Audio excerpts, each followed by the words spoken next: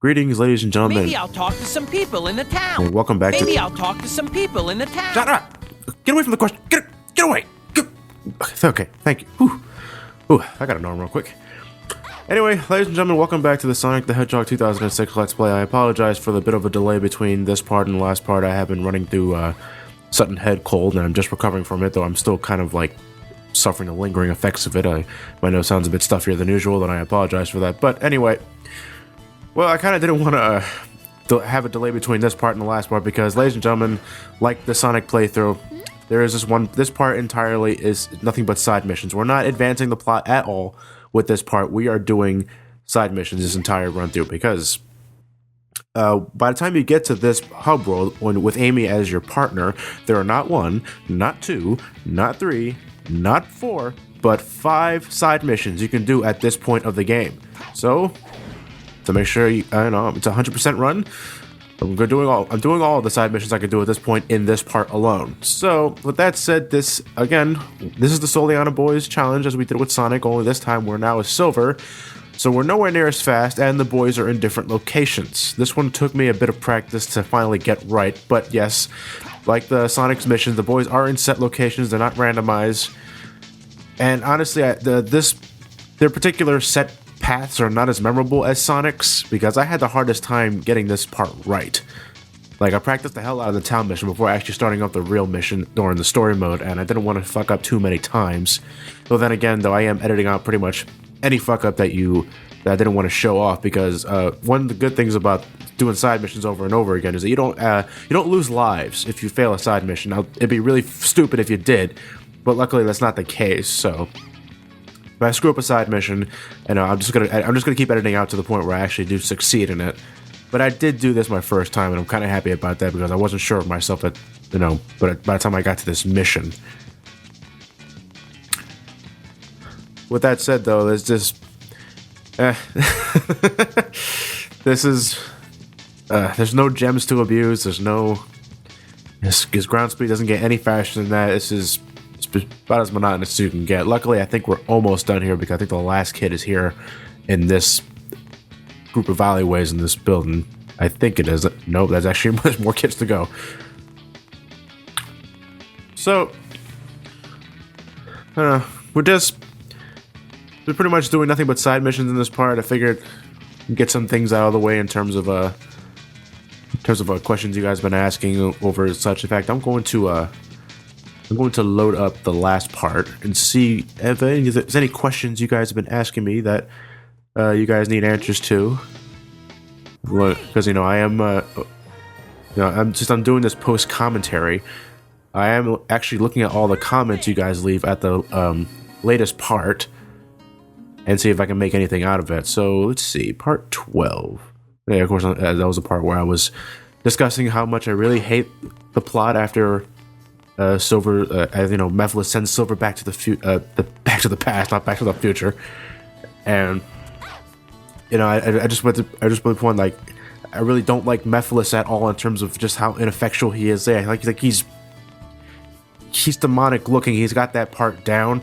It's just that it's so stupid. When you have something as game-breaking as the ability to time travel, you don't see the full capabilities of that, then I'm sorry, you're just not a really effective villain in my eyes. And to me, I just can't help but think that Silver's storyline is just stupid because no one in their mind stops to think about what they're doing. Like later on down the road, like I mentioned earlier, Silver will question. The only thing Silver will really question: is it right to take a life of a man to save?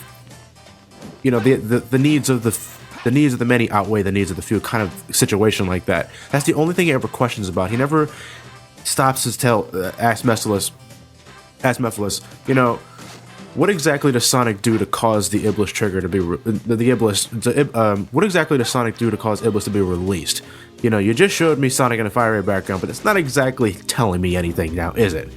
To me, like the biggest problem I had was that Blaze doesn't do anything either. She just sits there. She spectates just about every single thing, and she mentions like how naive Silver can be. Okay, thanks for a little tidbit, but if you know how naive Silver can get, why aren't you exactly asking these questions for him, or telling him to start manning up and start asking these questions.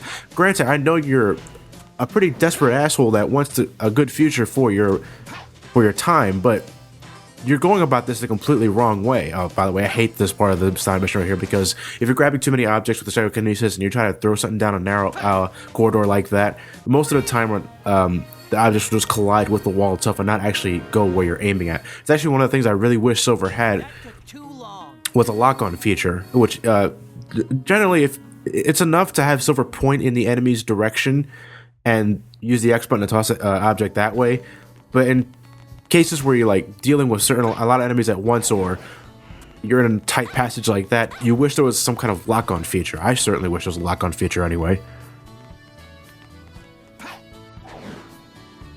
I was also I was getting back to earlier. I was talking about why one of the biggest reasons I had with Silver was because of just how, to me, I think one of the biggest problems I had with Silver, besides not capitalizing fully on this psychokinesis concept, is that he's not as fast as Sonic. And I was mentioning earlier, like, you guys, I kind of worded it incorrectly last part, and I kind of want to fix myself at this moment. Like I mentioned, like some of you guys hold an argument that if everyone was as fast as Sonic, what exactly would make Sonic special? And to me, I always thought Sonic had enough abilities on his own to have him stick out from the rest, because Sonic has the homing attack, he has the light speed dash, and like Sonic Heroes, he could wall jump on walls, he could do this tornado attack to get you from one area to another. And to me, I always thought that was enough to distinguish him from like Tails, who could fly, and Knuckles, who can glide and climb on walls. As I mentioned earlier during this playthrough, one of my other favorite characters in this game is Blaze the Cat, and I think it's pretty obvious why you can see that, because she's just as fast as Sonic. She has her own spin on a few things. She has a double jump, a really reliable spinning attack, and overall, it's just like there's little to no bullshit with Blaze, and she's actually one of my favorite characters introduced in the series as of late because of that. Because Blaze is an example of how you introduce another character without completely changing the gameplay mechanics. Yeah, I know there are a lot of people that do like the whole mech shooting levels of Sonic Adventure 1, Sonic Adventure 2, the treasure hunting segments. And granted, I wouldn't have any problem with that if it just wasn't in a Sonic game. That's the only reason why I don't like those missions, because they're in a Sonic game, which it's not what Sonic's about. Yeah, I know a lot of people, you deem me a purist as a result of that, and I'm sorry if I come across that way. It's just what I really think.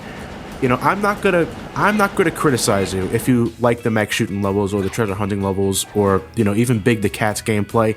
But to me, if a character's got to have a certain gimmick, speed needs to be along with that gimmick. If not, then why not just make a new IP instead of shoving down these new gameplay styles down our throat with Sonic in the Sonic universe? Just make a new franchise. Like, we don't see Mario that often. If driving aircraft in space, we have Star Fox for that. We don't see him. We don't see Mario every once in a while grabbing a sword and shield and start protecting, the countryside from evil afoot. That's what Zelda's for. Sonic has gone through a lot of gameplay styles and changes because, honestly, I think that Sega only has Sonic the Hedgehog. I mean, when's the last time there was a Nights Nights into Dreams and Nights Journey are pretty much the only two games from the Nights franchise. When's the last time we had an Alex Kidd game? When's the last time we had a Space Channel 5 game? When's the last time we had Shenmue? You see where I'm going with? Sonic is the only franchise in Sega's history that remained consistent, because, well, there's a new game every year. Sega knows that Sonic is their biggest seller, but that's not an excuse to keep introducing gameplay elements that are completely unrelated to Sonic in the first place. Make new IPs. That's what I really think Sega needs to do at this point. Let's be honest here, and be as honest as you can. When you played Sonic and Sega All Stars Racing, how many of you actually knew where characters were from? Besides Sonic, obviously, but how many people knew who Alex Kidd was, who Opa Opa was, or Choo Choo, the Choo Choo Rockets, Ooh La La from Space Channel 5, Samba de Amigo, all of those characters. I was sort of familiar with them, but nowhere near as much as Sonic, because that's pretty much all Sega has at this point. And I'm curious why, because yeah, Sega does actually do a lot of publishing for different companies. Like I'm pretty sure, I think it was Sega that actually published Bayonetta. That's not exactly a Sega franchise. That's Platinum Games that made that. But they're so quick to publish third-party developers, but they're afraid to make their own franchises. And I just don't understand why not. I mean, it doesn't hurt to try. I mean, but are there other Sega franchises that I'm just not familiar with at this point that are, you know, somewhat successful? You know, that doesn't have Sonic in its name or anything like that? I'd love to hear that. Because I really do think Sega has the potential to make new IPs and make them just as good as Sonic the Hedgehog. You know, it's because they rely on Sonic the Hedgehog so much there's a new game every year. You know, I don't mind as long as the games are good, but, you know, I can't imagine how tiring it could be for Sonic Team and stuff like that. And then again, they probably just, you know, divide projects between separate developers, which, you know, between Dimps and Sonic Team. But anyway, my point is, Sega really should start making some new IPs and introduce new gameplay mechanics via those IPs instead of having to constantly change Sonic's gameplay over and over again to see what the people like. To me, Sonic's all about speed. That's the way it should be, and I think that's the way it always should be. But anyway, you know...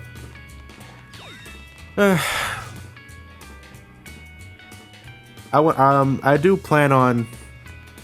Like, when I'm getting into the final video of this playthrough, when all said and done, after Silver's playthrough, after Shadow's playthrough, after the final playthrough, you know, I'm going to ask you guys exactly... what exactly it is you hate about Sonic 06, and for those of you that actually do like the game, what is it you like about Sonic 06? But I'm gonna save that for a finals video. Don't push your thoughts on it now. I don't want to hear it because I want a separate video with that discussion in mind. Because I'm very curious about a few things about what the people say about this game or their overall general opinion of the Sonic franchise as of late. Yeah, I could be talking about the side missions, but you know, if you. I think the video just showed by itself. It's pretty easy. Like this side mission in particular, we're just collecting all of the bronze medals, which actually have a purpose, which is completely bass-ackwards in every way because, well, you know, you actually win something for getting all these bronze medals, unlike the silver medals, which only give you a gold medal, which in itself is ultimately pointless. At least you get rings for this. But all the silver side missions are... I don't know, they all kind of blend in together, to be honest. You know, you're either throwing stuff at something or you're using your hovering abilities to fly through rings or to collect objects in midair. Perfect. And a lot of them are incredibly easy to S-rank, with the exception of a few, which we'll be getting to later. And I believe there's only one more side mission left to do, judging by how much time there's left in the video, so I'm going to assume so. And it's actually not that far off from here. I think the last mission is... We're defending the coastline from more of Eggman's mechs, and... Well, you just pretty much have to catch the Eggman's mech projectiles with your psychokinesis and just lunge it back in there. You only have, like, 3 rings, too, I believe. So, you know... You got, you know, just do your best by adjusting the camera to get the best view, and you should be okay. Oh yeah, you do have these barrels you can toss, but they're, you know, you only have about 6 of them, so you pretty much got to rely on the enemy projectiles, not the Vulcan cannon shots. You can't catch those for some reason. You just got to wait until they start shooting missiles or these blue lasers that the blue robots can shoot, which at first I thought you couldn't grab at first, but no, you can grab them. I'm not exactly sure what Silver's grabbing, but I'm not about to complain, so... my nose burns. Yeah, it's a riveting commentary, I know. You guys want to hear so much about how I'm feeling at the moment. Yeah, but other than that, though, I do apologize for having such a delay between this part and the other. You know, I don't mean to take this long with video editing and stuff like that. And it's post-commentary, and like I mentioned earlier, I actually wait until the last video gets enough comments to, you know, start mentioning a few things that you guys have been talking about in the next part. You know, it's to be editing an LP while it's live is much faster, because well, the audio is already recorded with the game itself, so it's just a matter of me trimming what I want to be the next part, exporting that, and then uploading it to YouTube in itself. So for post-commentary, I want to take a little more time with this and a little more precious care with it, it takes longer, and I apologize for the amount of delays that this LP goes through. You know, sometimes I upload one part after another in certain days, and sometimes there are like 2 to 3 day gaps, which I know bothers the hell out of you, especially those that want me to get back to Kenma Animusha, and I apologize for that, but my schedule as of late, and along with this head cold that I've been suffering through, has been pretty hectic as of late, and I'm trying my best, but honestly, it depends on a lot of factors, and luckily, I think I'll be having an easier time this week, so I'm not making any promises, but the next part should be up tomorrow, assuming nothing happens or nothing gets in my way. So, I don't know why I left that little loading screen there, but anyway, next part, we're actually going to advance the plot, so we're going to see what we need to do in order to advance to the next stage, Dusty Desert. So until then, see you guys next time.